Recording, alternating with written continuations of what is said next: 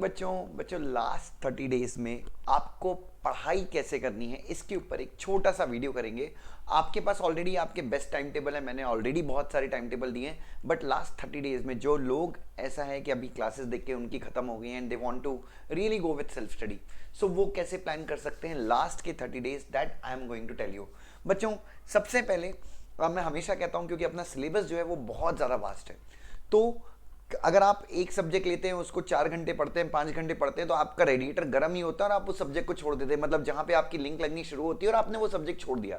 तो ऐसा नहीं करना है। यहां पर जो बच्चे या तो ग्रुप 1 दे रहे हैं या फिर ग्रुप 2 दे रहे हैं, कहने का मतलब है दोनों में से अगर कोई एक ग्रुप दे रहा है, उन बच्चों को 4 सब्जेक्ट्स हैं, 2 दिन एक सब्जेक्ट करना है। मिसाल के तौर पे कंपनी लॉ आप 2 दिन कर लीजिए, जो ग्रुप 2 दे रहा है वो एसएलसीएम 2 दिन कर लीजिए। 2 दिन में लगभग आपका 70 से 80% का सिलेबस खत्म होगा, ठीक है।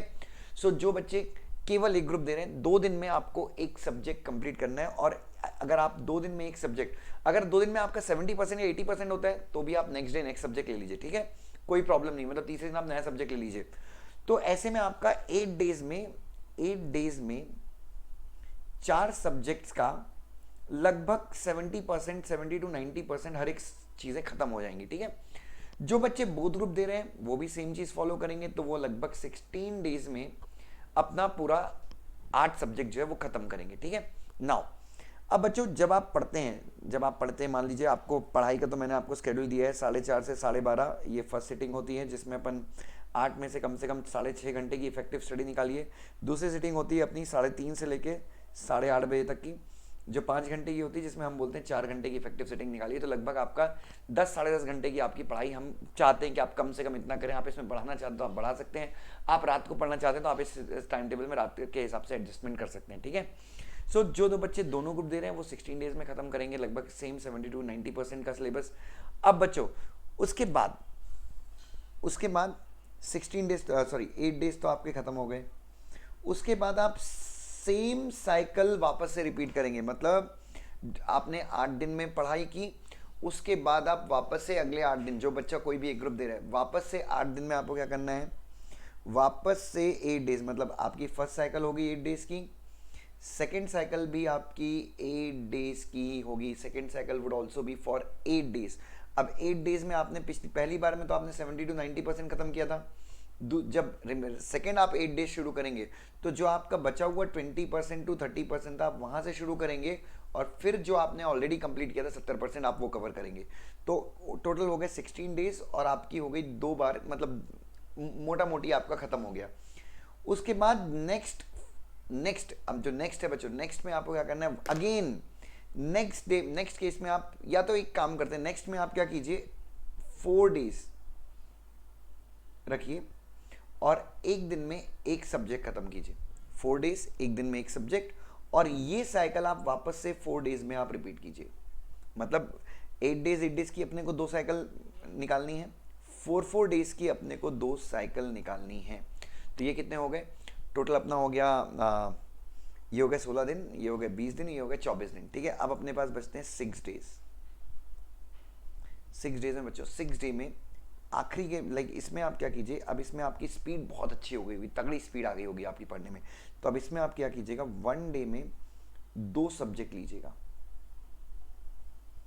और मतलब और इसमें आप पढ़ाई की घंटे बढ़ा दीजिएगा। मतलब आप यहाँ पे कम से कम कोशिश कीजिएगा 12 घंटे पढ़ें, 6 घंटे की 2 सिटिंग निकालें। पहले 6 घंटे में कंपनी लॉ खत्म करना है, अगले 6 घंटे में जेआईजीएल खत्म करना है। तो ये ऐसा करेंगे तो आप 1 डे में अगर आप 2 सब्जेक्ट दें तो यहाँ पे आपका 2 दिन में आपका एक साइकिल खत्म होगा।